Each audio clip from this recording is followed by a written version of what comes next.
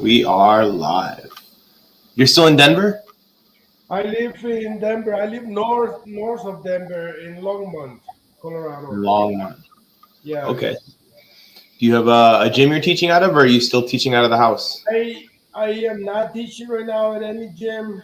Um, I I have a gym in my basement, and that's what I'm pretty much doing my jiu-jitsu right now. I have a few gyms that I visit and teach at downtown, and I go to Milwaukee once in a while, and that's about it. I'm about to have surgery in one of my knees, so Oh, I was teaching at a place downtown Denver, Genesis, and my knee got really bad, so I have to go for surgery. Actually, on the 23rd, I am going for surgery. what did you do to your knee?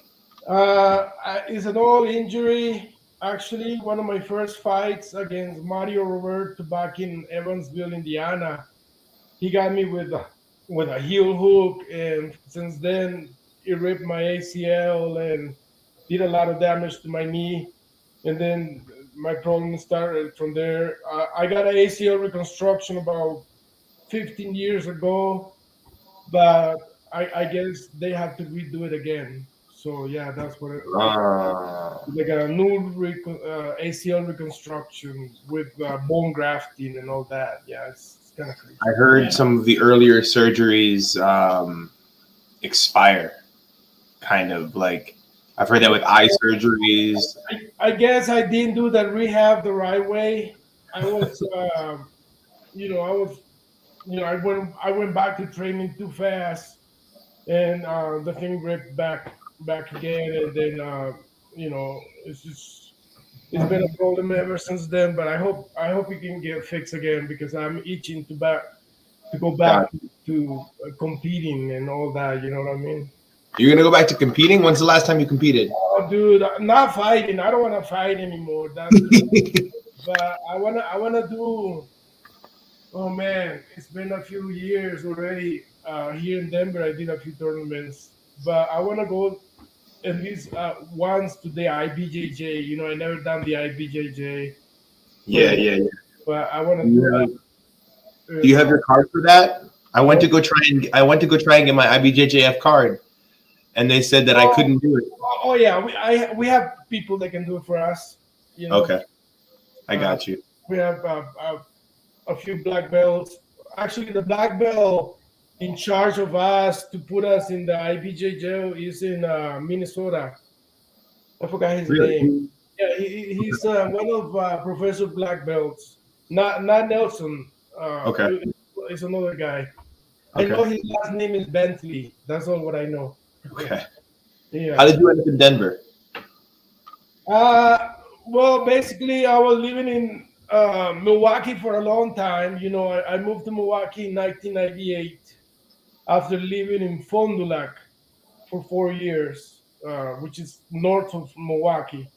It's a little Hmm. town there. And actually, that's where I started jujitsu in that town. How did And you then, start jiu-jitsu in Fond du Lac? Of all places, there's nothing in Fond du Lac. yeah, it's crazy because this is how it started. I was exchange student in 1989 in Fond du Lac, and I went back home. I went back Oh, home to Costa Rica, and then in 1994 I came back.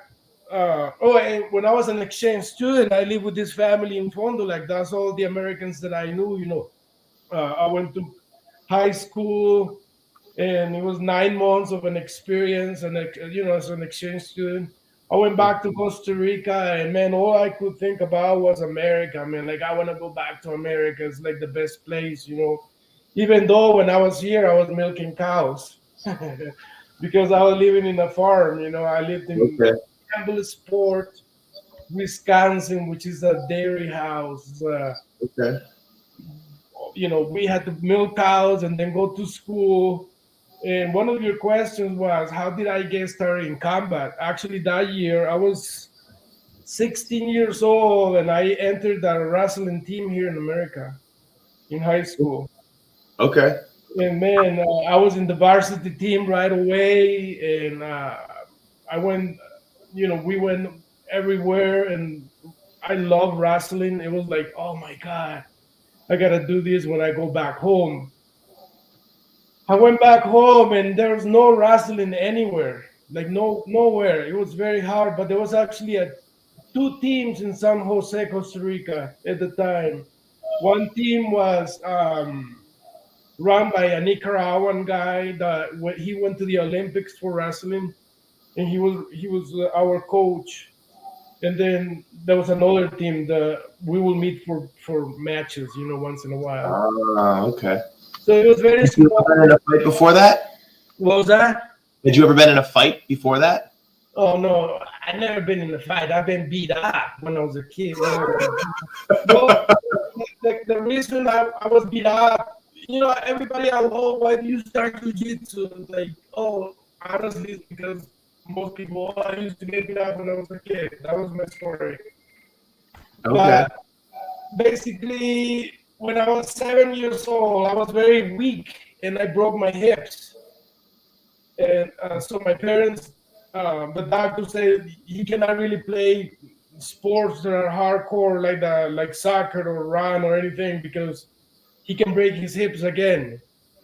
And actually, I did. When I was 9 years old, I broke my hips again, and it kind of ruined I would say, like being a kid, because I was always watched when I was if I was running too hard or playing soccer or anything, they were like, "You cannot do that."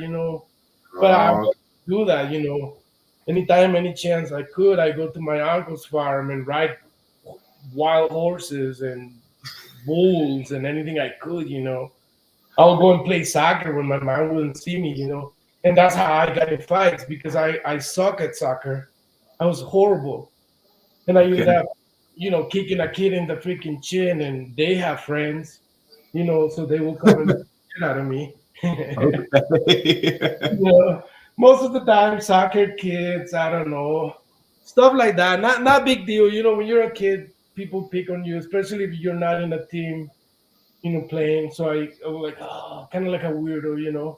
So I'll do more school stuff. That's how I became how I got my scholarship to come as an exchange student in 1989. I think I was a sophomore in high school when that happened. And my Right. grades were great, and I was a smart kid. Used to be very smart.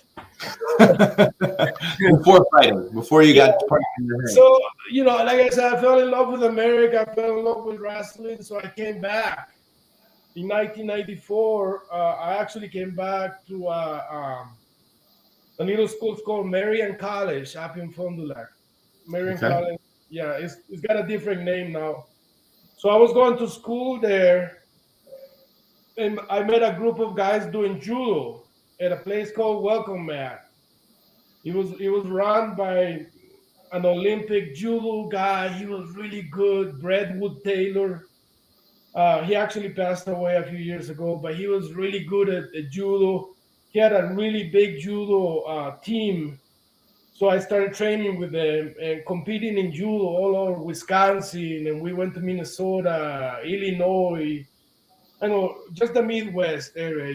I competed in judo, and then he rented the place after judo to this guy that was wanted to start doing kung fu and kali and Filipino martial arts. And Okay.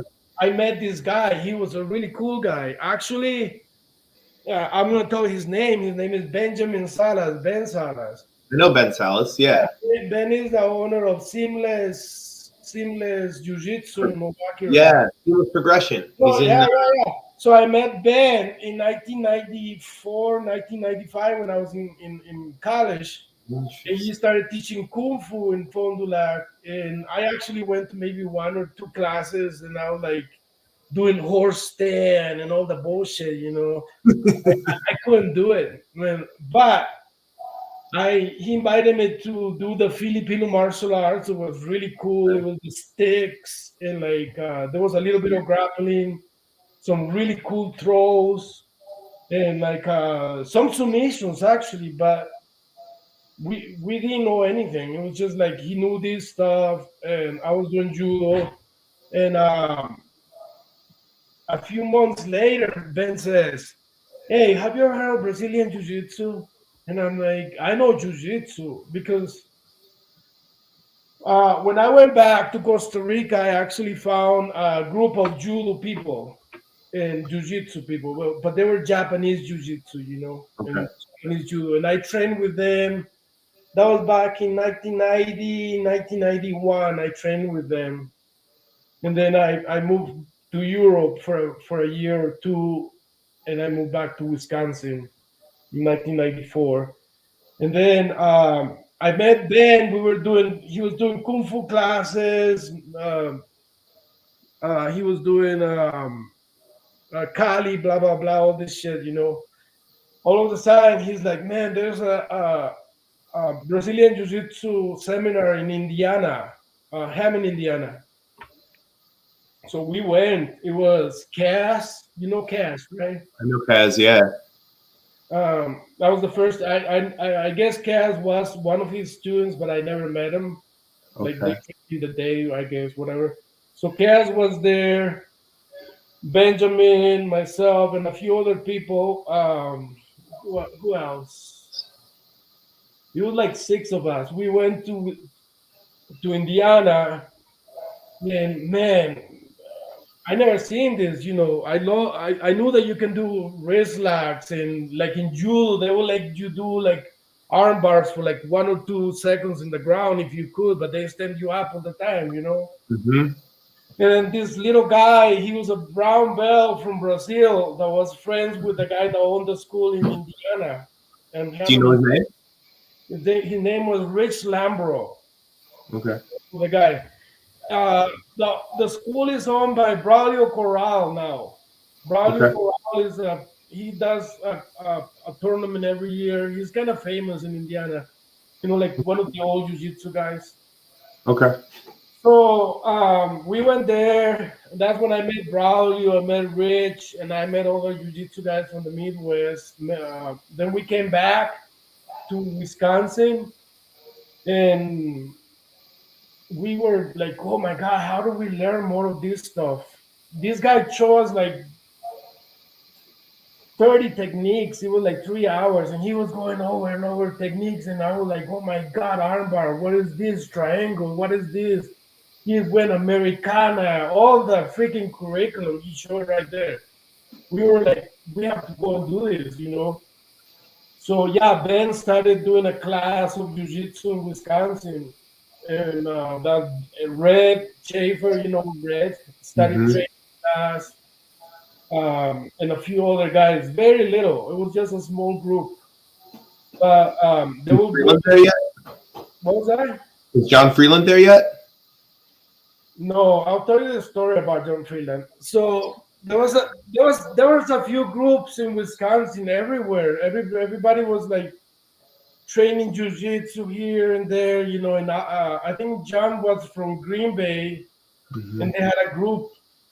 Might have been a taekwondo school that started doing jujitsu, and then eventually I know that he was training jujitsu in Appleton with another school. I forgot the name of the guy, but then Benjamin started bringing a lot of Brazilians to Wisconsin. Like every 6 months, he would bring Brazilian black belts to Wisconsin to teach jiu-jitsu.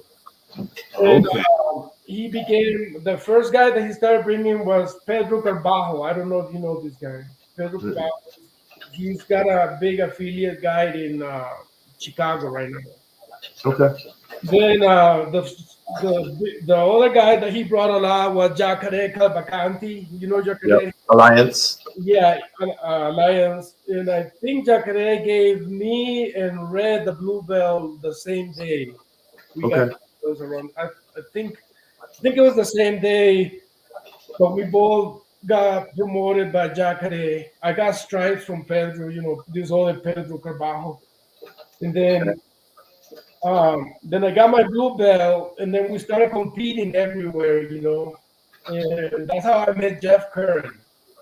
Okay. He came to Wisconsin to compete, And I think I went against him and Alan Miller, and I think he beat me up the day. And then we went to another competition in Chicago, and I beat him up in jiu-jitsu. So we were 1-1. Okay. But I didn't know who Pedro Sauer was or anybody. We were still kind of affiliated with Jacare Calvacanti. You know what I mean? Yes. So I was in school 1994, 1995, and around 1996 I dropped out. Few things happened. You know, my son was born, Blake, and then I started working. And in 1998 I moved to Milwaukee. Okay. Yeah, I actually met John Freeland when I was in Fond du Lac. We went to this Ben guy ended up getting his blue belt. He was one of the first blue belts in Wisconsin, Ben from Sinless. Gonzalez, yeah. Then he actually lived in California for like a year or something, came back, Hmm. blue belt, blah, blah, blah. So he started doing seminars in Wisconsin. We will go to Green Bay in a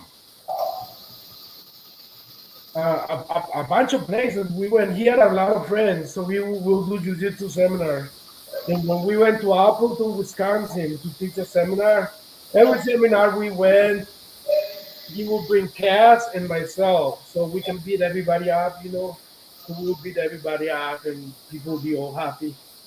We want to teach this seminar in Wisconsin, in Appleton, and I see this skinny guy, you know, blonde, skinny guy, really shy. And I'm like, oh, you want to roll? I didn't know who this guy was. I'm like, I'm going to beat the shit out of this guy, you know? Dude, he put me in a triangle. I had no idea that he knew jujitsu. I Okay. came out. I honestly don't know if I tapped. I don't even remember. But he was like crazy. This guy was going crazy. And I'm like, holy shit, this guy really knows jujitsu. That was John Freeland, dude. That's how I met him. Okay.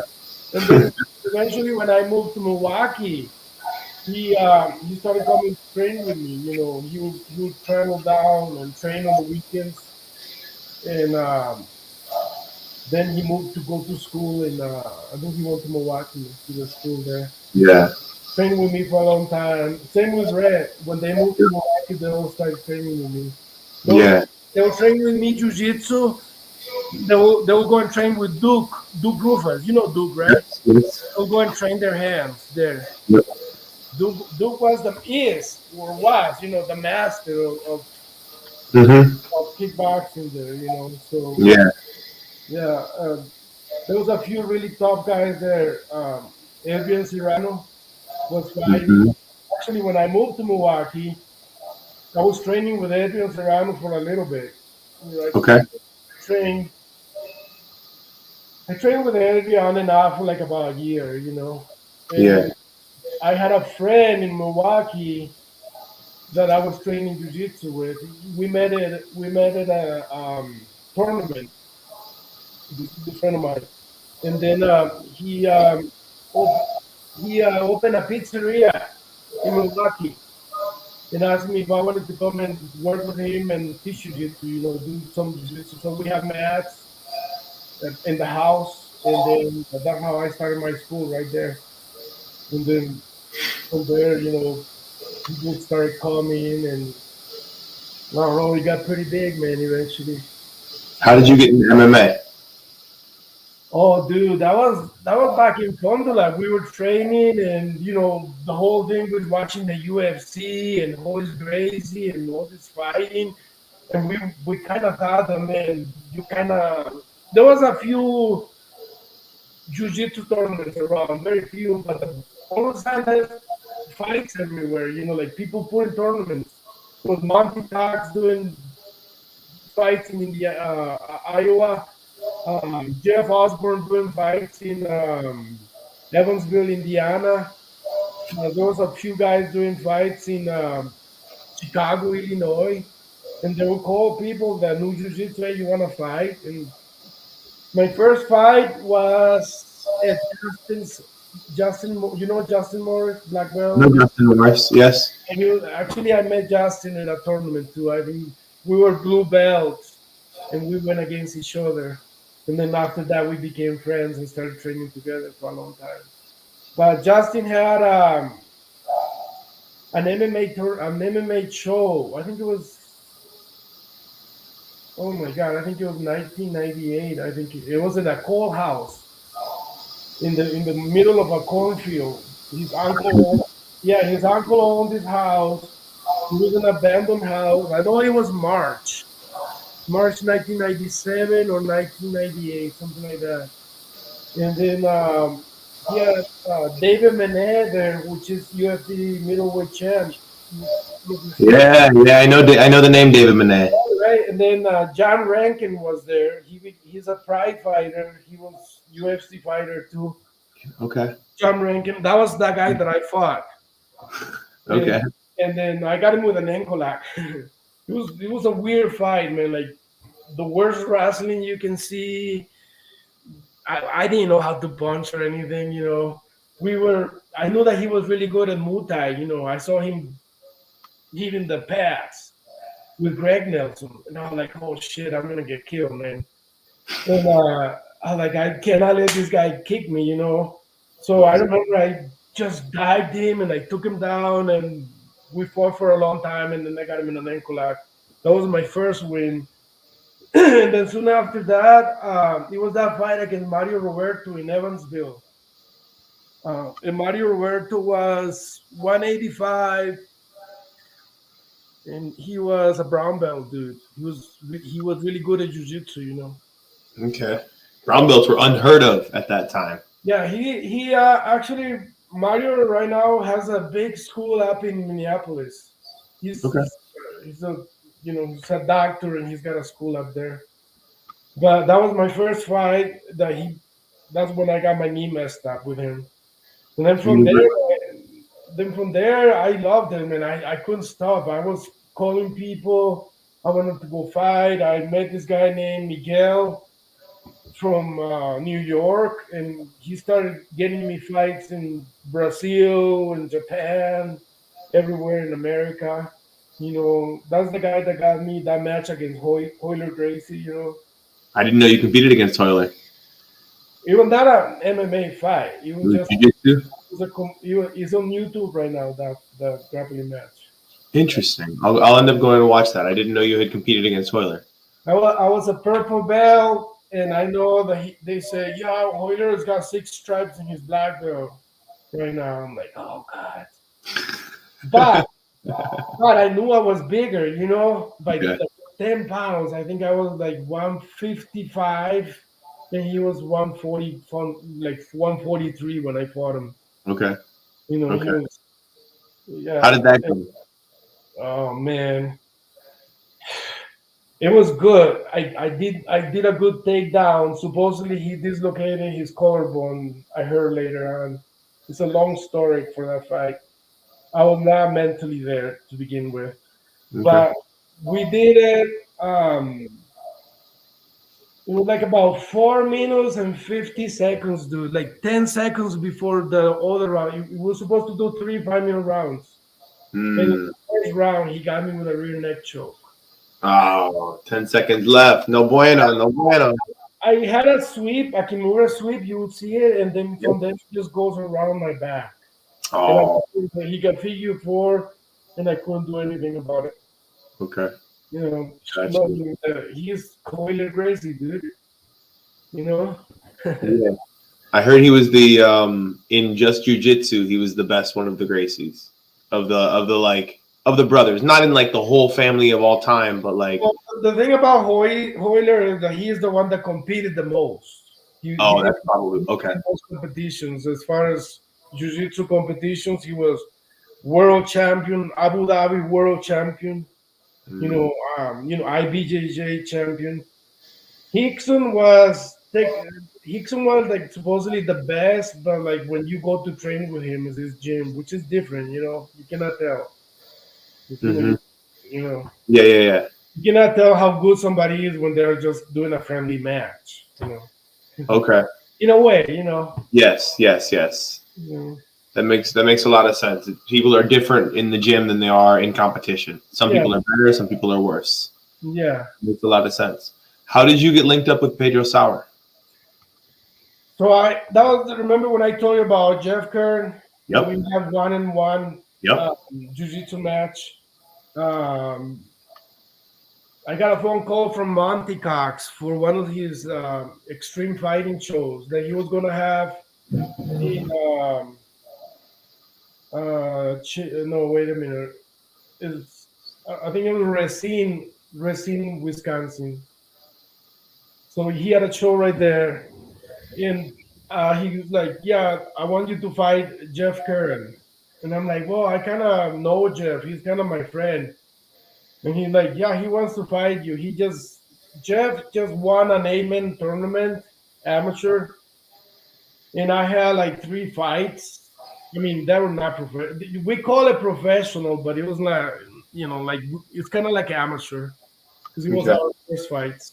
There was no amateur fighting back then. Amateur, nobody called it MMA. It was called no holds bars. Yes. NHP. Yes. We just did Yes. NHP. In some of my first fights, you didn't wear gloves. You just go like this. When you fought in Brazil, did you wear gloves? No gloves, no cup. No cup. Dude, Mouth guard? yeah, when they say no cap, I'm like, can I kick him in the balls? And then Rafael over there go like, "They try." Like, I'm gonna fucking kick you right in the balls. And actually, you see in the fight, I tried a few times. That was like the kick I did. I'm like, if I kick him in the balls, he's gonna go down. That was allowed in the kind of fighting they did in Brazil. You could do anything. You see, the guy is with using his chin trying to I take my eyeball out a few times. You see Oh that? yeah. Oh yeah, I'm bleeding out of my eyeballs. There's blood and shit coming out of my ears. I don't even know what it was, like cartilage. Okay. Just bleeding in my nose. It Ooh, was 30 minutes of non-stop, just whoosh, whoosh. 30 minutes. That's a long time. Non-stop, just the whole round. One round, 1 30-minute round. You see a doctor in the middle of the ring trying to clean the blood a little bit as we go. Did you know who Rafael Cordero was at the time? I had no idea, dude. I thought it was like they told me it was like this guy that had one MMA fight. Yeah. And he was training kickboxing. Yeah. He's a Muay fighter, and I'm like, well, I'm just gonna take him down. I'm not afraid of this dude. I saw a video of him, and then I was like, I can take him. I didn't know he was one Vanderlei Silva's coach, dude. Yeah, he was everybody's coach. Yeah, and he was 3 times Brazilian champ. In Muay Thai champ. Oh, I did not know that. Yeah, he's a champ in Brazil. Okay. Very tough dude, man. I know he's very good. Or I Yeah. know he's created more MMA champions than I think anyone else in history. Yeah, he was even training freaking Mike Tyson. Do you see that? Yeah, I saw that. He was holding pads for Tyson against I forget who the other guy was. Roy Jones Jr. Yeah. But okay. So Jeff Curran, you fought Jeff Curran? No. They invited me to fight Jeff Curran, and I see his corner is this Brazilian guy. I don't necessarily like Brazilians. I've heard this. Whatever. So I look at this Brazilian guy, and I'm like, oh, what a douchebag. What are you doing behind Jeff? Okay. And it turned out that was Pedro, dude. I had no idea. But anyway, he was his corner. I beat the crap out of Jeff in the ring. It was a good fight. I think you can watch that fight in the UFC Pass. On Fight Pass? Okay. Fight Pass. It's the only Yeah. I have it, but it was a very good fight. And then after that, we became good friends, dude. And he's like, "Oh, this is Pedro. He's my teacher. Blah blah blah." I'm bringing him again in 3 months because they already had a seminar that weekend, and then Jeff fought me. Okay. That was the culmination of the seminar. Poor Jeff, I beat the shit out of him. Poor Jeff. So yeah, but then we became friends, and then about 3 months later, professor came to teach a seminar. I was already a blue belt. And I remember Jeff and I went many times because he was living in Utah at the time, Professor Sauer. Okay. Jeff and I traveled to see him many times. He came a million times to do seminars with us. A lot. He will come a lot more often than now. He's got all these affiliates Yeah. everywhere, so he's probably goes once a year to every school. But back Hmm. in the day, it was Greg Nelson and it was me and Jeff.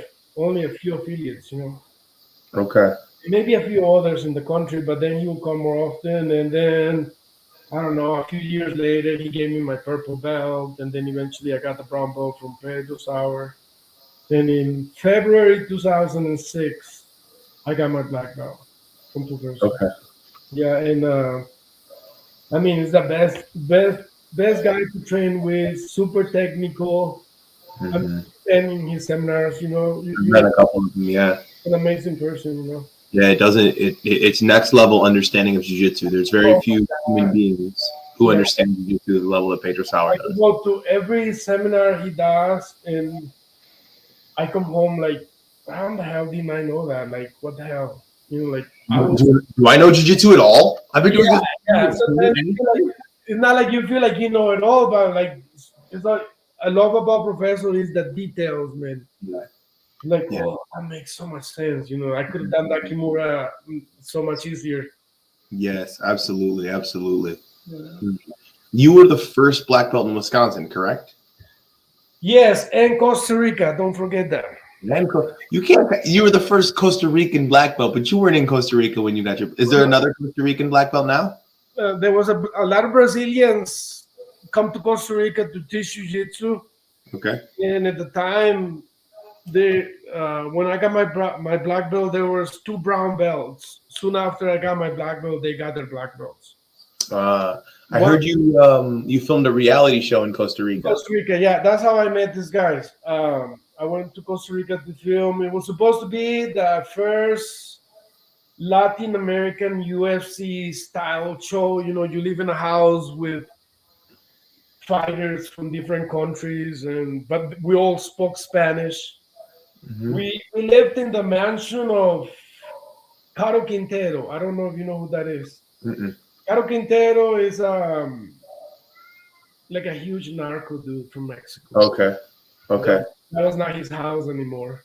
It was like, Got but it was like a mansion. It was you. Okay. beautiful. So we lived there. We had a huge gym. It was like $1 million facility. They spent a bunch of money. We were there for 3 months or 2 months filming the whole thing. When Guys, I guys from Argentina, Puerto Rico, Mexico, Costa Rica. There was a guy from Peru. That's the guy that won the whole thing. Yeah, it was some really tough dudes. I live in New Jersey now, and I do some of my training in Philadelphia. I met two Costa Ricans. One of them, one of them's a student of the first, but the first one was on your team. You were his coach Who was on. that? I can't think of his name. I wish I could remember his name. He saw me wearing a shirt that said "Pura Vida," and he says, "Oh, are you from Costa Rica?" I said, "No," and I told him about that. I told him that my lineage goes through you, and he's like, "Oh, Henry was my coach." And then he told me you told him an incredible story about you fighting in Japan against a man who had snakes for arms. Really interesting. He said that was Oh no, dude, that's because I was probably high in Japan and I saw this dude that had like more than 2, 3 hands. I remember that. yeah. He said you were doing mushrooms or acid or something, Yeah. and then you. Oh yeah.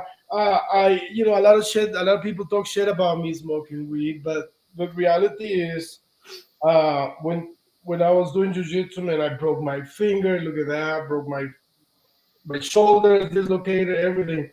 At that time, you will go to the doctors, or what you will get is oxycontin and Percocet. Yeah, That shit. yeah. And honestly, dude, for like a year, I was like hooked up on Percocets, like every day. Like I was like taking that, and like I was like losing it. Okay. Uh, horrible to say, but it's like a most horrible thing to do, you know. Yeah, yeah, yeah. My surgery, and soon after that, they like, oh, you gotta take this. That's why I went too fast to train. You know, I had no You pain. feel it. I had no, Yeah, yeah, yeah. oh, look at this! I can bend my leg back like it was, and all that, and then as soon as he will go, like 6 hours later, oh, I gotta take another one, you know. And then one of my friends, I forgot his name. He's like, dude, you gotta smoke weed, and I'm like, dude, no, don't tell me that. That's like heroin in Costa Rica. You know, you don't talk about that. Like the Mm. worst thing. Over there, you don't smoke, dude. Yeah, and like people like sees that as a really horrible thing. They don't see the medical benefits though. Yes. So That's one of my you're in friends, the cannabis industry now, right? yeah, that's honestly one of my jobs right now. Yeah. I I run a farm of weed. Interesting. Yeah, Very interesting. in Denver, and all that product, all that medicine gets sold in dispensaries. You know, Uh-huh. so yeah, it's but the when I started training and getting hurt, and this guy was like, yeah, you have to try this. You know, don't. And I saw it as a horrible thing to do. I started doing some edibles, and I started feeling the pain is gone. You know, I'm like, oh my god, this is magical. And then I'm like, I don't care. I'm gonna smoke weed, and I don't give a fuck what anybody thinks. You know, Hmm. I, I don't take Percocets. I don't even like. I will take an ibuprofen when I have to. It got you off of the serious prescription drugs you were on. It was it's much better for you than Oh yeah, and you know the thing is, I think the country and our new generation of people are starting to understand the it's not a drug. If you do it, I mean, if you're just gonna smoke and stay in the couch and watch movies and not do anything, that's a horrible thing. But but if you do it moderate and you know what you're doing, there are things that are gonna help you throughout the day and even to sleep and for pain. You know. yes, yes, yes. I smoke quite a bit. Now I live on a military base, so it's not something I can do on a regular basis. Just because I can't bring it onto the base. It's way more illegal here than anywhere Yeah, else. and even in Wisconsin, I used to like, oh my God, this is so horrible, and that was not the reason I moved to Denver. Actually, the reason I eventually moved to Denver, it was I moved to train, and I wanted to do one more last MMA. You know, like I was itching to fight again, so I moved to train with Jeff Curran in Okay. 2010. Okay. I left the gym with it was my gym and was in Milwaukee. I talked to a few people, you know, Brent and a few other guys. I'm leaving. I have all these mats. You know, you can have them. Open a gym. I don't want anything. I'm leaving. I'm just gonna train with Jeff because I didn't want to teach men anymore. In Wisconsin. Why not? 28, 29 is when the we had those hard times in America. Remember 28, the 29. and people Oh, okay. the Oh, like the housing bubble? housing, all that crap. I got Everybody you. Yeah, yeah, didn't have jobs. All my students were blue collar people, and they all lost their jobs. You know, yeah. I honestly I remember at one point I remember having over 120 students regularly coming, you know, for classes. And at one point, I'm like, there's only like 20 guys here. What the hell? You know, what am I doing? Yeah. Well, I always had a job. Jiu-jitsu is not the only thing that I do. You know, I was doing pizzas when I making pizzas with my friend when I moved to Milwaukee, and with the same friend Rick, my friend Rick, we started doing. We learned how to do tile for people. You know, like bathrooms and Mm. showers and anything that has to do with ceramic tile and marble and granite. You know, we had a friend of ours that was doing it, and then he's like, "Oh, just come and we need help." And I learned how to do it. It was easy, and then we had our own company of tile for a long time, and then we'll set tile during the day, and then jujitsu in the evenings. I have never had a school that opens at noon for my students. At noon I'm working, you know.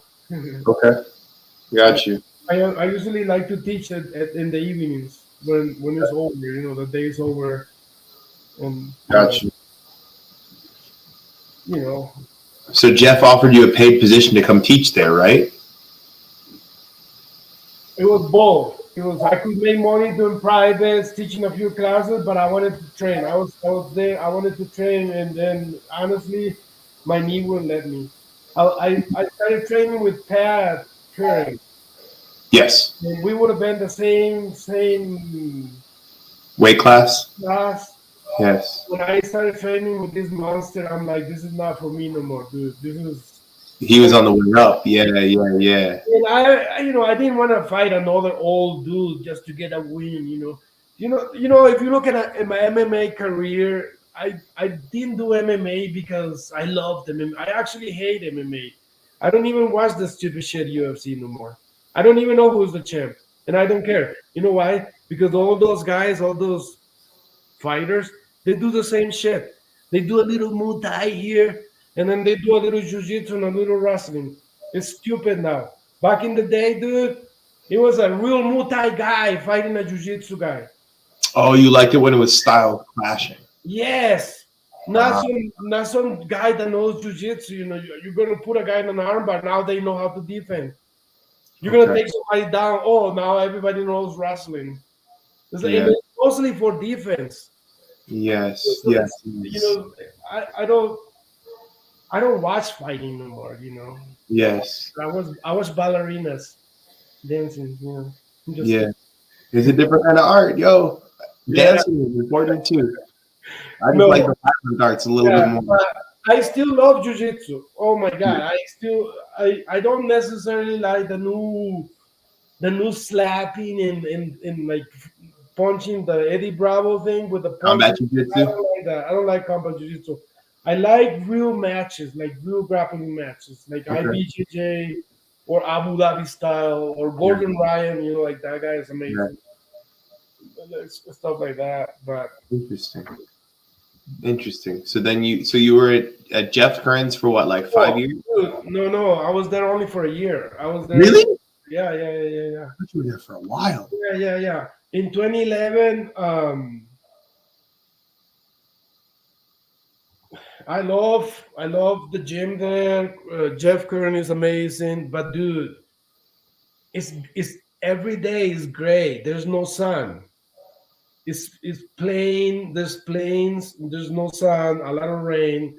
The weather sucks In Crystal Lake? uh, in that area. You know, Yeah. northern Illinois, Crystal Okay. Lake. I was there, and one of my friends brought me to Denver to teach a seminar. Okay. So I came to teach a seminar here, and dude, as soon as I'm in Denver, I'm like, what am I doing in the Midwest? I have to move here. This is amazing. Look at those mountains. I was born in the mountains in Costa Rica. Not from the ocean area. You know, like the ocean, I would smell like fish. Can't take that. I like Okay. the mountains, you know. So I lived in the mountains in Costa Rica all my life until I moved to America, and I always miss that. When I saw Okay. Denver, it reminded me of Costa Rica, man. I live in an area that is very similar to Costa Rica, big mountains, you know, right by Long's Peak, 14. It's a 14er, you Okay. know. Very cool. Very, very cool. And then you just had to So, get so when I came here, I'm like, oh my God, I gotta do something. I gotta move to Denver. So I went back to Crystal Lake, and um, I don't know how I found out that there was a jiu-jitsu school that needed an instructor. It was called Denver Jiu-Jitsu, and they had a Brazilian guy, and the owner was this purple belt from Texas that was trying to open a jiu-jitsu school. So I came and started training with them. okay. I trained and teach with them for like about a year. Okay. Great people, um, but I moved to a place, what's it called, east of Denver. And then I met the people, a guy named Bobby Lashley, I know WW, Bobby Lashley. Yes, I know of him. on the American Top Team at Oh, that time. So I started training with them, and then I trained and taught with them for like, I think it was like 3 or 4 years, something like that. Yeah, and I opened my own place for like a year, and competing here with all the big schools in Denver is not a good idea, man. So now hmm. a lot of really good schools in Denver and big Yeah. gyms, and they offer MMA and yoga and all that stuff. And my gym was open only after 5, so it was very little. Got you. So I decided I'm just going to teach seminars and train wherever I can, and that's not what I do for a living anyway. So Yes. So you said one of the things you do is run a farm. What else do you do? that's it. Run a huge That's farm. it? You run a huge farm? Yeah, I have every day I have to take care of about 10,000 plants of weed, Wow. and we have about 60 to 80 different strains. So and I man and I am the head grower of the whole place, of my place. It's a big company, so they have big farms. It's like warehouses basically. They have 4 big warehouses in Denver, Okay. and Interesting. I run one of the places. Very cool. How did you Yeah, end up with doing that? well, dude, like anything, you start as a white belt, and then you get a blue belt, blah blah blah. So Okay. I love weed. So I at the time there was weed jobs everywhere in Denver because that's when it became legal here. Yep. Became legal for medical and recreational. So they were opening these stores, and man, that is what is big here in Denver. Like the farms where the place where I work um, give jobs to over 150 people. Trimming, Mm. packaging, all kinds of stuff. There's a lot of stuff involved there. It's a huge industry. Yeah. I've thought about getting into that industry. The Wisconsin tends to adopt laws late. So it's still illegal in Wisconsin, but it's slowly becoming decriminalized in some places, which means medicinal is next and recreational is after that. So my wife is in the military, and we are done doing that at the end of next summer. And then it's what do we want to do? Where do we want to You're gonna go go? back to Wisconsin? Probably it's we're I, either going to go back to Milwaukee or go to Texas. Costa Rica, but dude, I love Wisconsin so much. It's like I go there 2, 3 times a year. My 2 kids are Wisconsians. My Oh, your wife, kids are still in Wisconsin? yeah, my Blake, my 24-year-old, lives in Wisconsin. He lives in Fond du Lac. Okay. And Adam, he's 16. He lives in Madison. Okay. And my wife is from Richland Center, Wisconsin. So I'm always, we always have cheese curds and stuff here. So yeah, Got you. I yeah, got you. yeah. Very And cool. our dream is like someday go back to Wisconsin. I love the lakes. It's Okay. You're beautiful. gonna leave the mountains and come back to the farm? Well, the mountains here it gets a little too dry sometimes, and I kind of like the green in like the green lakes in Okay. Wisconsin. So much forest. So you're gonna open a farm when you get to Wisconsin? So, dude, hopefully I'm just gonna live in a lake and have a boat and hopefully not see anyone. Maybe go and teach at Jake's once in a while, and that's it. Okay. Maybe You're train, gonna retire to maybe Wisconsin. train with Omar Chahal, and Yeah. Ifa, and that's And it. IFA and IFA. Who were your first students when you moved to Milwaukee? Well, this is what happens. I moved to Milwaukee, and just a few, like about a year later, one of my students was taking karate at the University of Wisconsin as a credit. It's like one credit. Mm-hmm. and they give you credit. And then he was taking jiu-jitsu with me. Yes. David, I forgot his last name, but David is like, oh man, you have to teach jiu-jitsu for the university. It's so easy. It's like you get students and they get a credit. And I'm like, well, I don't know how to do that. So he helped me with all the paperwork. I went and applied for it, and then every semester I will get 20 different students from the UWM to come to my studio. Ah. Omar came like that. Um, a lot of the black Jake found you. Jake found me like that. Yeah, Yeah. Yeah. people will just come and take that because I wouldn't do advertising, and I suck at business, you know. But the UWM will provide me 40 new students a year, man. Like you know, Yeah. people will come take my class and they will stay, and then a lot of people from town, you know, like um, people that will train with Adrian will come and train with me, or if people will train with Duke Rufus and they didn't have any jiu-jitsu, they will come and train Mhm. with me. At one point, I was actually teaching at Duke for 1 year. Yeah, I heard about that. yeah, and but I like my own thing, man. That's I would like to just be on my own, you know. That's why I wanted to open my own school, and it worked out for a long time. You know, Jake is doing great right now. Same thing. The UWM Hmm.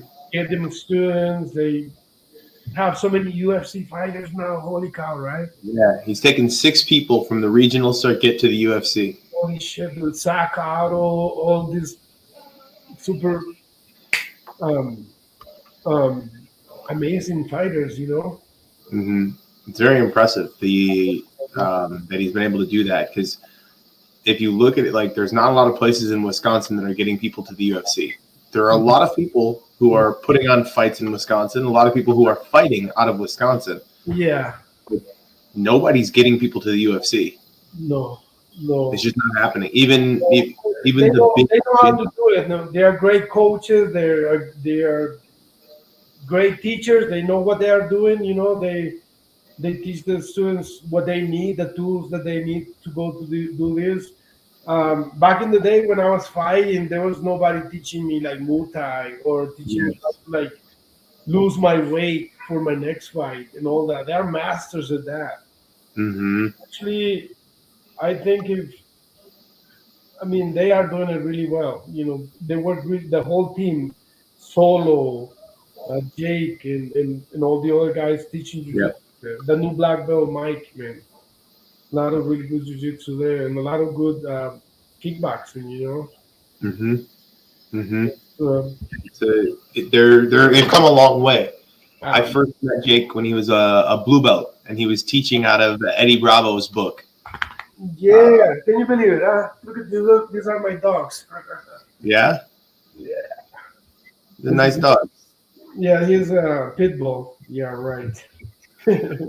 Just acts like one. He is Did a they tell you he was Chihuahua, a pit bull? Chihuahua pug. That's Anton. Oh, okay. I have 2 Dogo Argentinos. Yeah, I saw that. Huge dogs, man. I wouldn't know what to do with big dogs. Yeah. I never thought I grew up with cats, so I don't want a dog that's the size of a cat. I want a big dog that I can like be physical with. I can wrestle with. Yeah, I love animal. I have 2 cats and I have 2 dogs. Yeah. That's the other thing I do. I do combat sports and I train dogs. That's where I put all my time. That's awesome, dude. Because I have dickhead dogs. They're too big. And you know who Jeff Glover is? I heard of him. Yeah. Jeff Glover, yeah. Yeah, I was on vacation in San Diego with my wife, right? And we stopped in at Jeff Glover's school, and I made friends with the black belt. And he says, "Hey, man, have you been to the dispensaries in California yet?" And I said, "No." He's like, "Well, come to my house tonight. We'll go to a dispensary. We'll come home. We'll smoke a bowl. We'll eat some pizza. It'll be a great night." And I got there, and the 3 biggest dogs I've ever seen in my life answered the door with him. And I was like, "What the fuck are those?" Oh. And he's like, "Oh, yeah. These 2 are the parents of that one. I actually got to find a new home for that one." Get out of here. And then it turns out that one was Jeff Glover's dog, that it came back to this guy. So this Really? guy's a Jeff Glover black belt, and then Charlie, my 7-year-old dog, was Jeff Glover's dog as a puppy. And then Charlie was so cool that I got Do you have a any puppy. technique? Does he show like blue belt techniques or what is it like a I brown? didn't meet Jeff. I didn't meet Jeff at all. Or the dog? Oh, the dog! The dog knew how to guard pass. He said he used to roll with him all the time.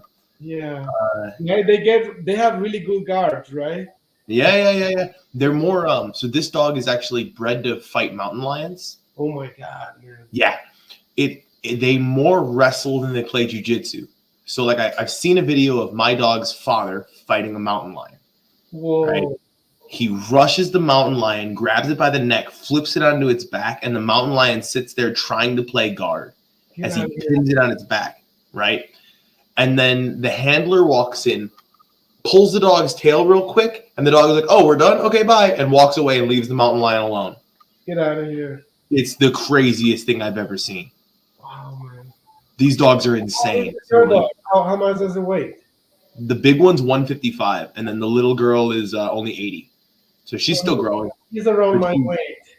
What? He's around my weight. Yeah, right? Exactly. My dog weighs more than my wife by a lot. That's crazy, huh? They're insane. They're so cool. But I had to, they're so big, you can't have an untrained dog that's that big. And all I do is jujitsu, so I don't have money. So I had to learn how to, I started jujitsu in 2005 with Bacon. Bacon. Right. When I started jiu-jitsu, you weren't even a black belt yet. There were no black belts in the state of Wisconsin. No black belts. Bacon had just got his second stripe on his black belt 2 weeks before I started. All right, I met Poochie like a month later, and Poochie had just gotten his blue belt. I remember Poochie, yeah. I remember that. So there was nobody around me that could really teach me a lot of jiu-jitsu. So I had to teach myself jiu-jitsu. So I spent hours and hours every day. That was back in the day when I was telling you when we went back to Fond du Lac. Yep. We were like, well, we only know like I remember probably 6 techniques out of everything that the guy was showing, and I remember the way we grappled. Nobody had a guard. We started kind of grappling right away. You know, like oh, we have to grapple. We got to do this. But everybody was like a bull. You know, doing headlocks and like pinning people down and forcing an Americana and stuff like that. And so we asked this guy from Indiana, man, what do? We want to learn more. And he's like, well, my friend Henso Grace, I never heard of this guy. Henso Grace is making a video right now, an instructional video, he goes. It's going to be in the market soon, really soon, supposedly. And then we wrote the name of Henso Gracie. Dude, I don't think we even have internet back in the day. I don't even remember how we got the instructional of Henso Grace. It was like Black Belt Magazine. Yes, I think that's how we got it. Hmm? 11 videos. You know the cassettes? Yes. Rewind and we'll watch the technique and rewind it. It was Henso Gracie with Kukak. I forgot the name. It was an American, the first black belt American. The bald guy from Long Island. Greg Kukak. Oh, wait. Oh, okay. Yeah. I've heard that name. So, and then soon after that, we got the Horion Gracie videos. It was like garbage. Like, oh god. The Gracie combatants. Yes. It was like I don't think I ever done any combatives. It's like bullshit. It's stupid. I don't like self-defense moves. It's yeah. It's how you turn jiu-jitsu into traditional martial arts. Yeah, whatever. Whatever. Yeah. But anyway, we got those videos and we kept getting videos. There was a lot of different. I remember we just learned by watching videos, man. I could just watch videos over and over. And I had a friend of mine that he went to that seminar. Andy Cunell. He still lives in Wisconsin. I know his children are doing jiu-jitsu. He lives up north somewhere. Okay. And his kids are doing jiu-jitsu right now. I don't think he does jiu-jitsu anymore. He's a little older than me. I'm gonna be 50 next month. Oh, well, happy early birthday. Yeah. Can you believe it? I know I look 21. That's what everybody says, but Did you ever think you were going to make it to 50?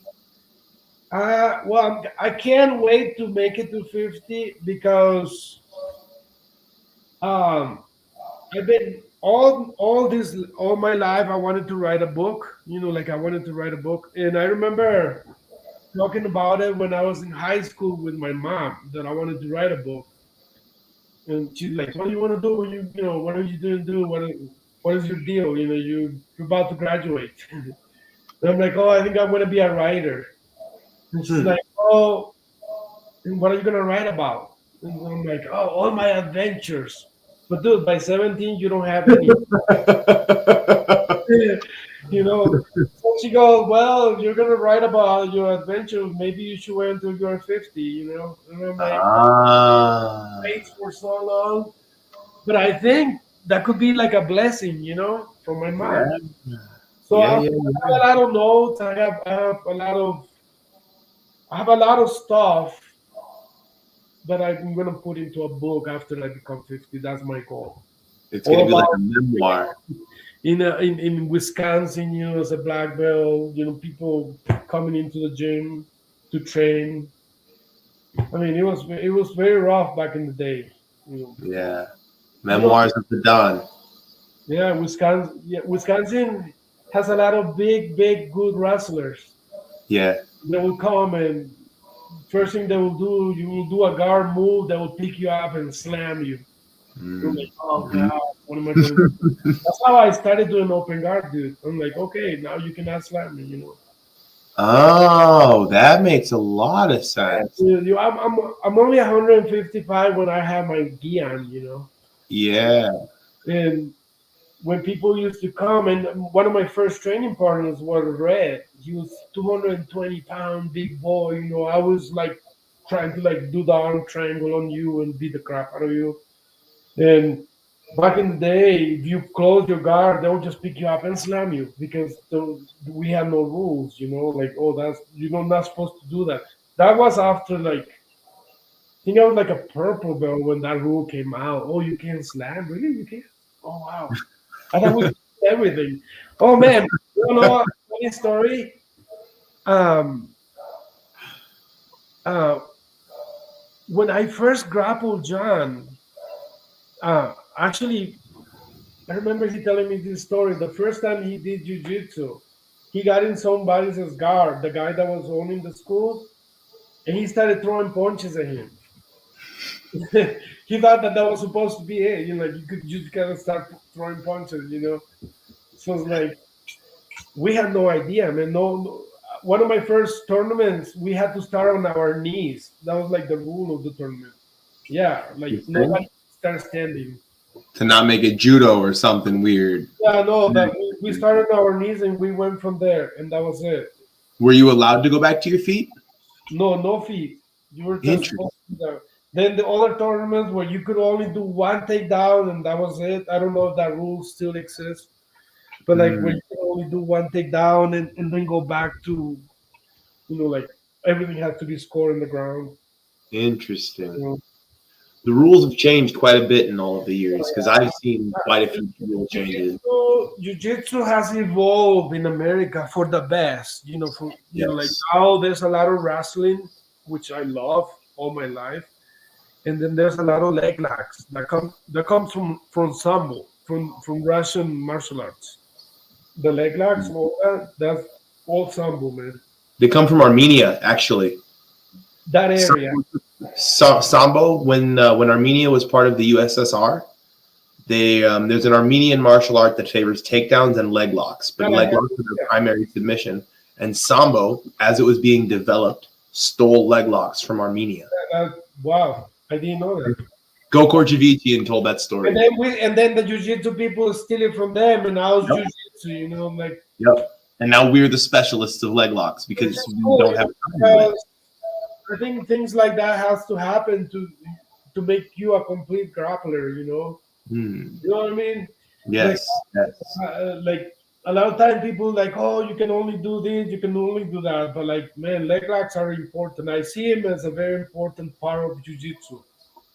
I always tell people be careful when you are doing leg locks, especially knee bars or heel hooks, because you can put somebody out for a long time. If you want to train with somebody, you don't do that kind of stuff. Uh, Hmm.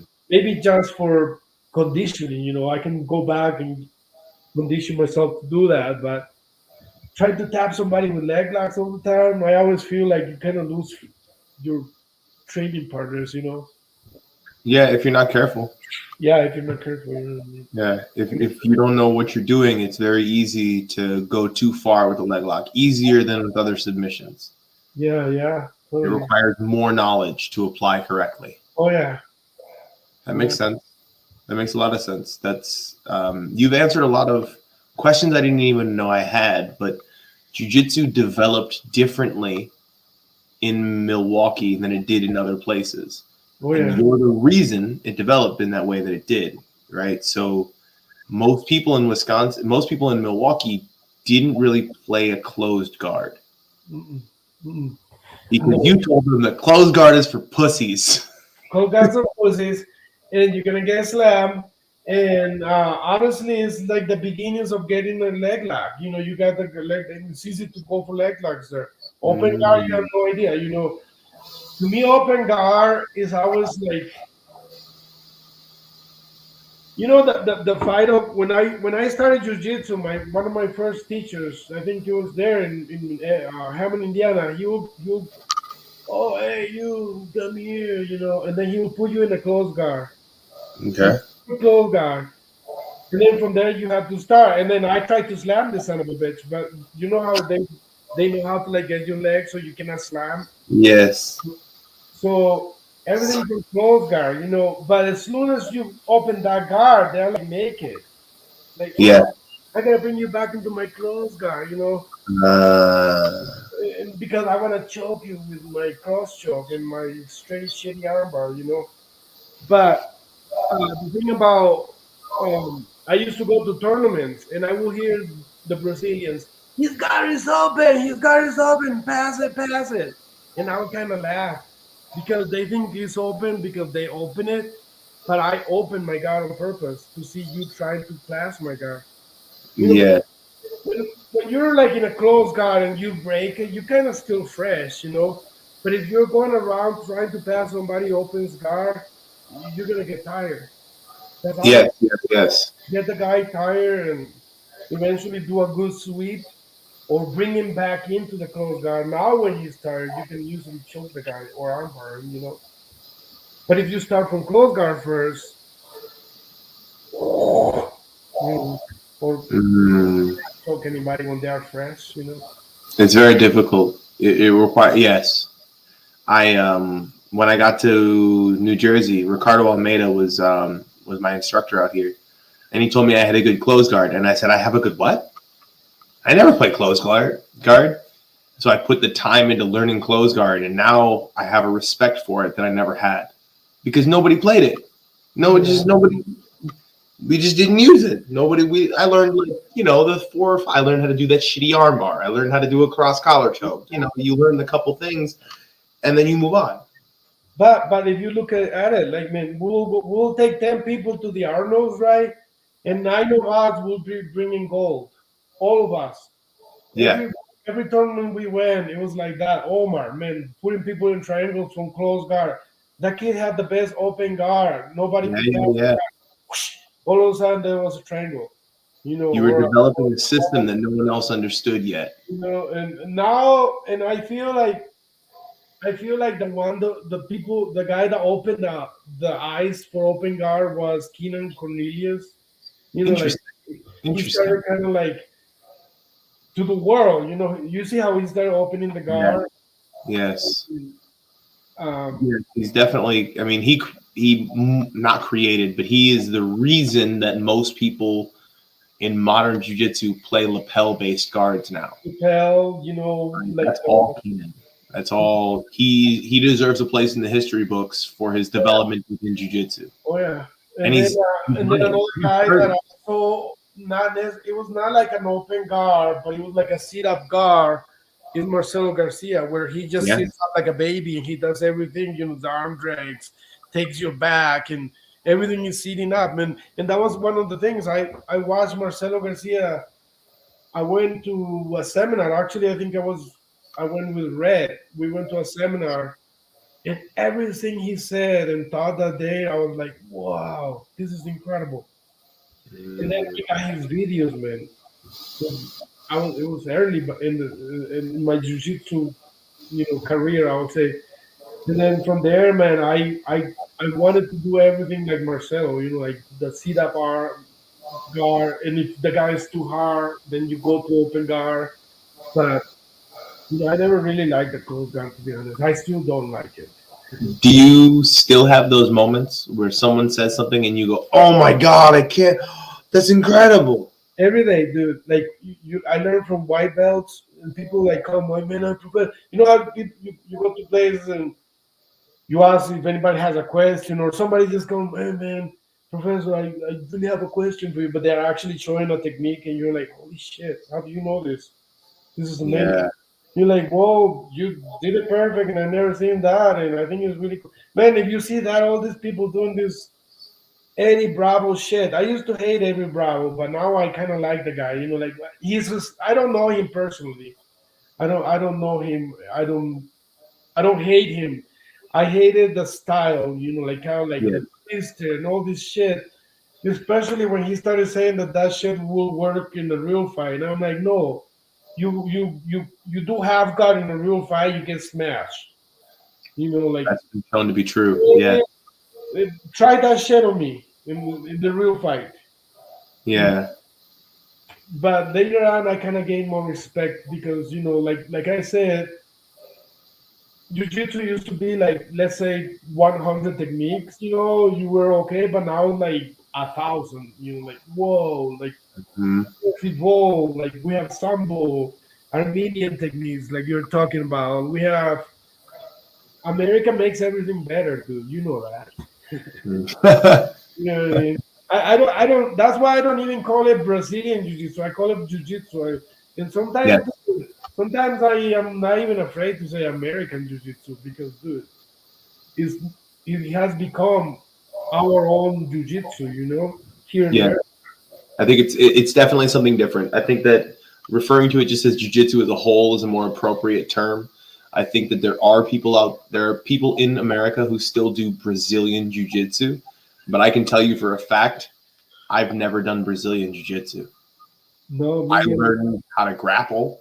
No, I learned jujitsu and how grappling and anything that will help me in grappling. If it's a cool wrist lock or anything, as long as like you were saying before, you're not hurting the guy or you know that you're not being a complete jerk. Because Yeah. there are techniques, like getting your trachea. There's no need for that, or like moving your nose hard to like anything.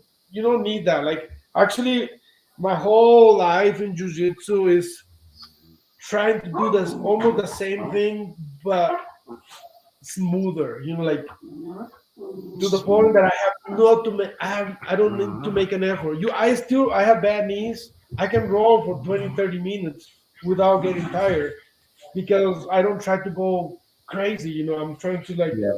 see what you're gonna get. Just Yes. in jiu-jitsu, if you think you're gonna do, then just you become the bull. You're like, oh, I'm gonna destroy this dude. Mhm. And the bull always gets destroyed. That. Yes. Yes. Yes. Yes. The bull almost always loses the fight. Very few matadors ever lose the fight. Yeah. And that's why I used to tell them everybody in Wisconsin, like out of all the good positions that we have in jiu-jitsu, and it's not like millions, it's only 7 or 8. Out of all of them, guard is the best. Is what you have to learn. Is the weakest position that we have. Think about it. Weakest position.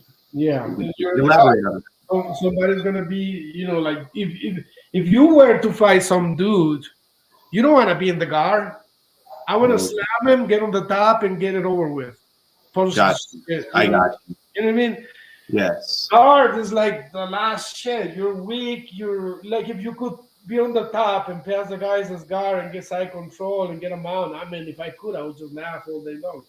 Maybe that's why I'm little, because I feel like if I was big, that's what I would do. I will never play guard. I will just like, what are you gonna do, little guy? Yeah. But guard, like out of like knee on the stomach. If you're a big dude, or a very good technical jiu-jitsu, is good. Is how is good. Is it's easy to maintain. A good mount. If you're good at mounting, it's easy to maintain. But the guard, you know, that's a different game. It You have requires more knowledge than most of the other positions. Yes. I definitely agree. different gripping.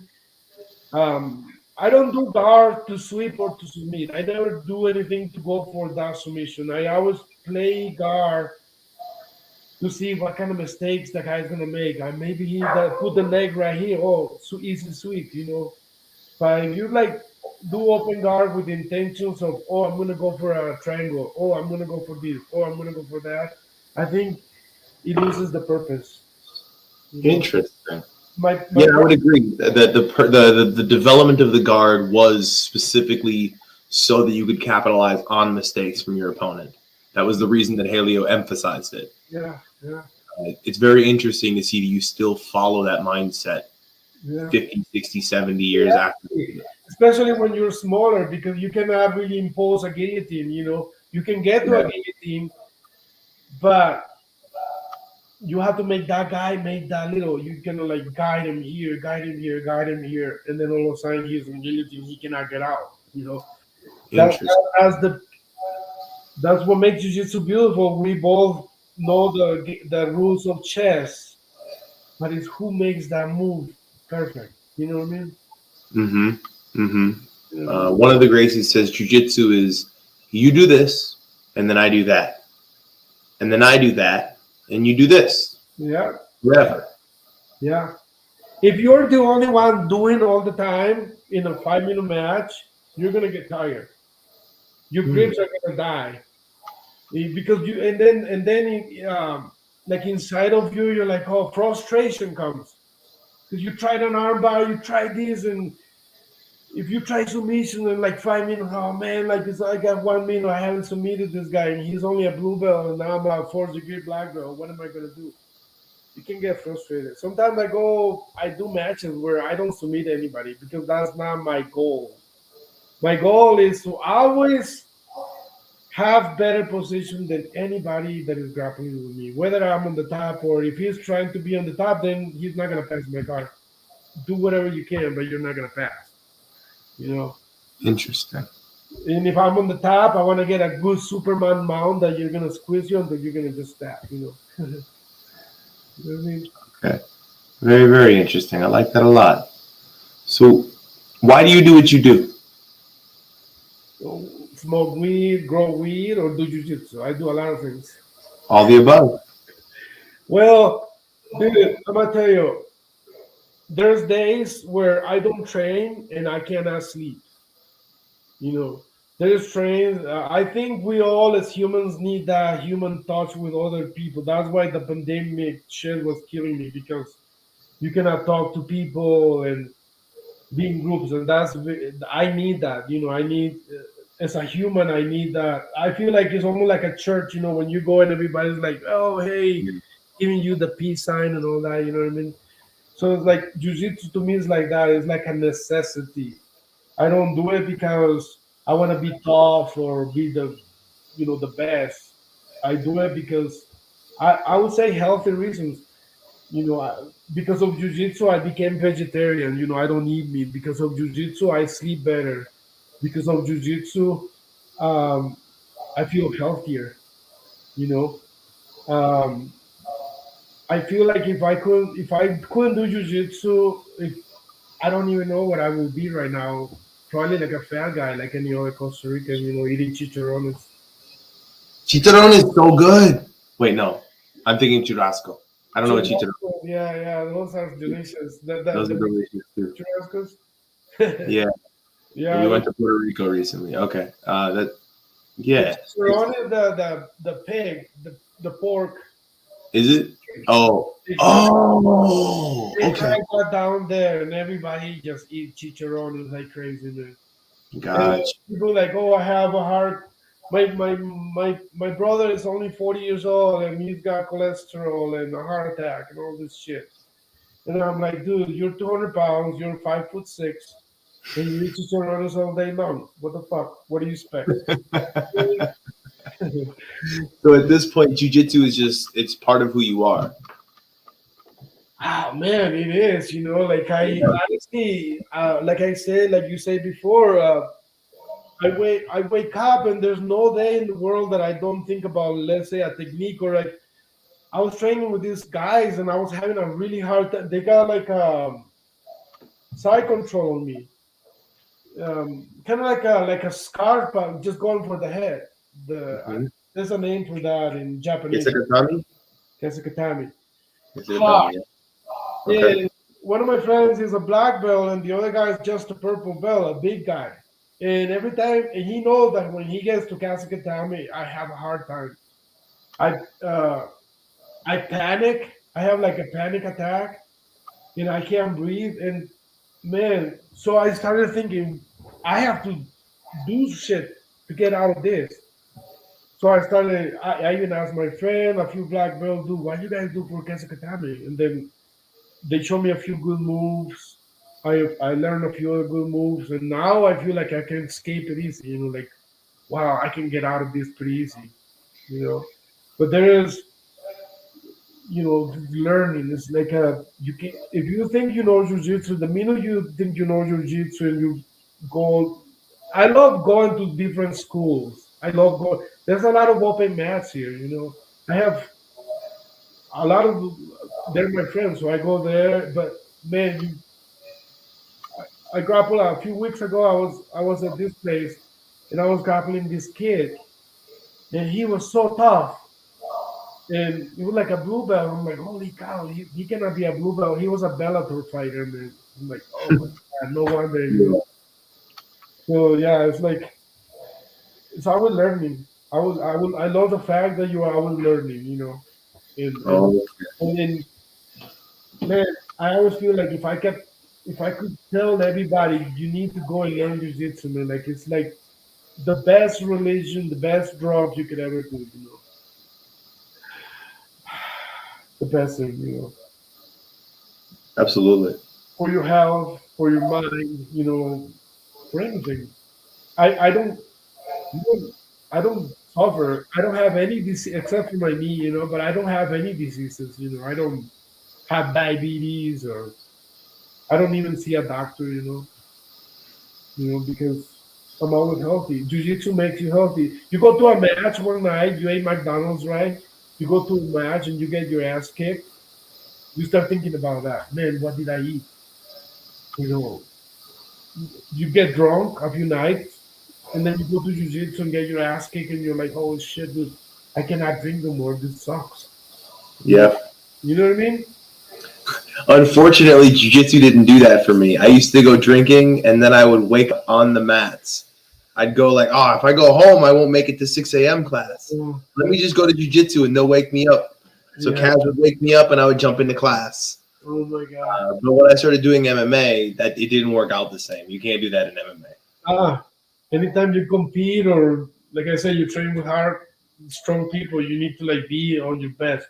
Yeah, Drinking water, eating good, yeah. all that. I was a morbidly obese child, and jujitsu and combat sports changed that. If I Yeah. wasn't involved in jujitsu and MMA, I would still be a Look fat at the sack of shit. versus power. Look at a lot of the jiu-jitsu guys that really do jiu-jitsu, not just talk about it, because there's a lot of nowadays, dude. There's a lot of talkers. You see a guy that you can the gi barely fits him with a fucking black belt, and you're like, what are you doing? You're an embarrassment of a person, Okay, Put a white belt. So tie two white belts together. you know what I mean? But like you look at look at Hickson Gracie, you look at Professor Sal, look at all the Gracies. Yes, Freaking still shredded. 100 years old, still got a six pack. Hickson will kill anybody right now. He's almost 80, dude. I don't know. He's Yeah, yeah, absolutely, absolutely. Do you have anything else you think people need to know about you? I don't know. You come to Denver or my area and call me or get a hold of me. I'm on Facebook. That's all what I do. I'm all old school. And you can come and train with me anytime. Or I have a huge basement with mats and training Excellent. equipment, and I can take you to a few places around the area that have good jiu-jitsu guys. Very cool. I'll I'm make not sure to do that next time. for a few minutes, for let's say I was thinking about opening another school of jiu-jitsu. Like I really was thinking about that, but man, it's just such a headache. Right at this time, I'm enjoying life, honestly. I Hmm. don't follow people to fights on the weekends and go to tournaments and all that. It's very hard. As a coach, like going to tournaments and all that, it's time that you're taking away from your wife and children and the people, even the things that you love to do. Oh, I have to go and follow Pete because he's got a fight, and Pete Yeah. expects you to be there, and then like the next day is somebody else. Kind of like the that's the job of a coach. I will have to be there for your Yes. students. And right now, man, I don't feel like I can be 100% there for my students. I couldn't do it. Mm. Too much, too much. I enjoy just going to train 2, 3 times a week, but train. I show up when they are grappling, so I don't have like stupid class. Just show up, we grapple, and then you go home, and that's I it. got you. I got you. Just like a purple belt. You act like a purple belt now. And then yeah, and then like if somebody wants to show me something, or if sometimes I'm there watching, I'm like, whoa, that's interesting, that's pretty cool. Or sometimes I'm like, why are you showing garbage? This is not even jujitsu, dude. Yeah, that happens so much. I was in the Netherlands and this guy showed something that he called a choke. And everything about the technique was beautiful. It was so cool. But you could not put a man unconscious with it. It was impossible. Everything else he said was right. And the guy did it to me. And I was like, yeah, that's not a strangle. And he tries to tell me, oh, well, it works better on some people than on other people. So no, No, no, no, no. It either is or it is not a strangle. That's a beautiful guard pass. You did a yeah, cool sweep first. That's not a fucking choke. yeah, no, People try and sell garbage. Like when Bruce Lee got big, right? Bruce Lee got big and now everybody and their mother wanted to run a karate school, a kung fu school, yeah. right? Nobody had to know anything. That's how it is, dude. But you know what? As a martial art school owner, sometimes you have to do that. Become a little soft, but the art dies. The art suffers. And they get off on like teaching. I've seen a lot of these teachers teaching like one technique, but too many sequences to get there. And I never like. Mm, I would like simple stuff, 2, 3 steps because I forget, man. Like you start teaching me something that has more than 5 steps, I'm done. I don't even know what happened. okay. Something I got, simple, like all of those videos that I used to watch, 3 techniques will work, mm, all the time. That's okay. how it is. Yeah, no, it's an amazing time being. I don't even know, dude. Like the first black belt in Wisconsin and all that, and training and knowing that all of the jiu-jitsu schools in Wisconsin, most of those kids, I call them kids, came from me, like John Field and Scott Houston. What's the other guy? All of these guys, man. Red, Red. red, right? Ryan Courtney has a school. He started with me and All of Bacon. those guys got their Listen, black belt oh, from professor because yeah, they were my brown belts first. I couldn't get yes, belts, yes. Every but single one of them. There's a couple other people out there who can say that they don't necessarily follow your lineage, but they're few and far between. Like Mark Plavick out in out in Madison is one of the few guys that I would say like he is a reputable knowledge source, and I don't believe. However, Mark Blackman trained with me at one point. He trained with us. Mark Blackman was, I'm not too sure, but I think they might have been part of the Professor's Hour affiliation. I know he was under John for a little while, but that was yeah. But no. Everybody that has jiu-jitsu, there's one way we have grapple at one point or another, or at least yes, a handle. yes. You know. That's you've given me. I was starting to get to a point where I was like, who else am I going to talk to? And hearing your story, I'm remembering all the people that I need to talk to. Dude. I need to talk to Ben Salas. I need to talk to Jeff. To Salas. You have to talk to Duke. You have to talk to. I want you to get a hold of Adrian Serrano. Dude, that guy has. Yes. Adrian Serrano and I fought in so many events together in cornfields in Iowa. You know, I was freaking out. I'm like, Adrian, I think they're gonna kill us. And they're like, no, dude, everything is gonna be okay. Just Adrian has been in my corner for so many fights. You know. Okay. Even in Brazil, he was in my corner. I always say he has like 200-300 fights, man. He's one of the best, most knowledgeable fighters that we have in Wisconsin, and people don't know that, you know. And so it's Duke. Duke has like 1 million kickboxing championships, and you know, he was one of the first guys there to bring Muay Thai and also Jiu-Jitsu. You know, without Duke, a lot of the shows and a lot of fighters in Wisconsin wouldn't be the fighters they are, because he was one of the first guys putting shows, you know, for people to become who they are, you know. All of these amazing, like Pettis and all those guys, you know. But yeah, it's been a long. Every time I look around, I'm like, holy cow! So many. There's gotta be over 100 black belts already in Wisconsin, right? I was the 73rd black belt promoted, and I got mine 4 years ago. So by now, in the last 4 years, there has to have been 27. Yeah, there's gotta be over 1,000 people doing jiu-jitsu in Wisconsin. Oh, definitely. Right? Anytime. That's easy. There's got to be 30 schools in the state. Yeah. And every school has to, I mean, just to be staying afloat, you've got to assume they have an average of 25 to 30 people. Yeah. Oh, yeah. Very easily there's 1,000 jiu-jitsu people. Yeah. I mean, I've met 1,000 people in the Milwaukee area that do jiu-jitsu. Right. They're all still training, but and all of them come back through you. That web all circles back through the Don. You know. Yeah, it did. It's been fun, man. It's been a lot of fun. And I still love, like I said, I still go to Wisconsin all the time. I was just there last month teaching a seminar. I go there a lot, and you know, Wisconsin is my home. Still, you know. How many black belts have you given out now? 4? Oh man, more than that. I have Nemo, Sage, you, Mike, Zach Otto, Jake.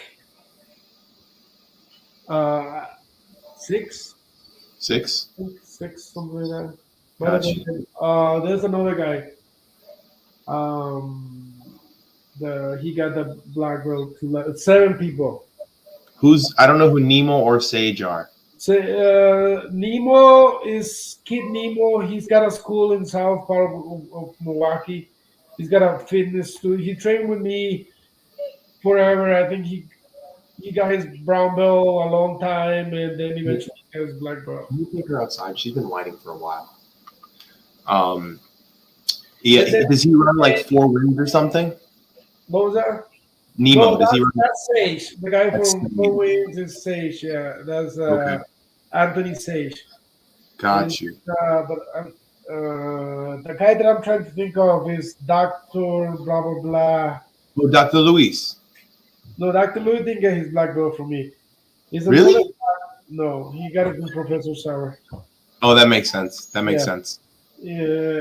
Oh, man. Shelton Garrison. Dr. Sheldon. Got you. Sheldon. That makes sense. Yeah, that's the other guy. That makes sense. All right. Well, it was a pleasure talking to you. I have a whole list of people I got to contact now, but I got to go deal with my dog. So thank you so much. Yeah, good to see you. And, absolutely. Good to see you too. I'll make sure I come see you next time I'm in Denver. Anytime, dude. Anytime. Have a great night.